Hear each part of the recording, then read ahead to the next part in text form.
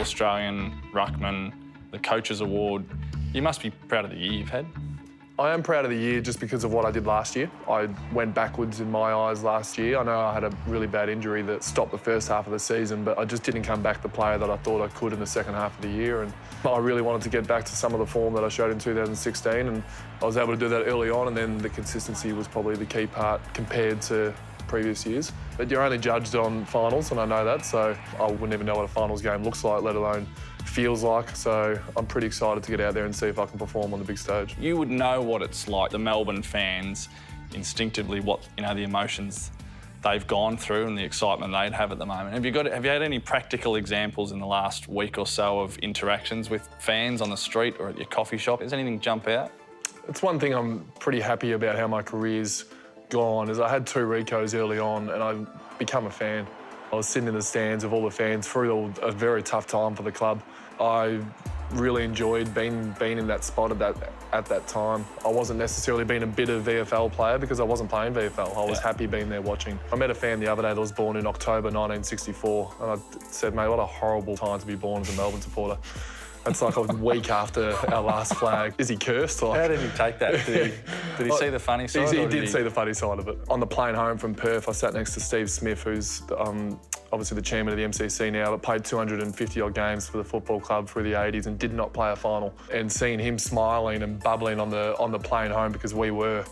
And you just see these Melbourne supporters are so loyal, and I know they're not going to be happy with just a finals appearance. It's what we do in finals now. We've got to make a bit of a statement as well. The whole world opens up for the Demons if you can get over this weekend. Does that kind of ring true? Been a bad club for so long. We had so many hoodoos we've had to break. Yeah. The North Melbourne game, we had to win that to break a 17-game curse. We had to go win up in Darwin again, which we struggled to do. And then also this big thing, which is new, because last year it was almost the other way around, but we can't beat a side on top of us on the ladder. It didn't weigh me down, but it may have weighed people down through the club.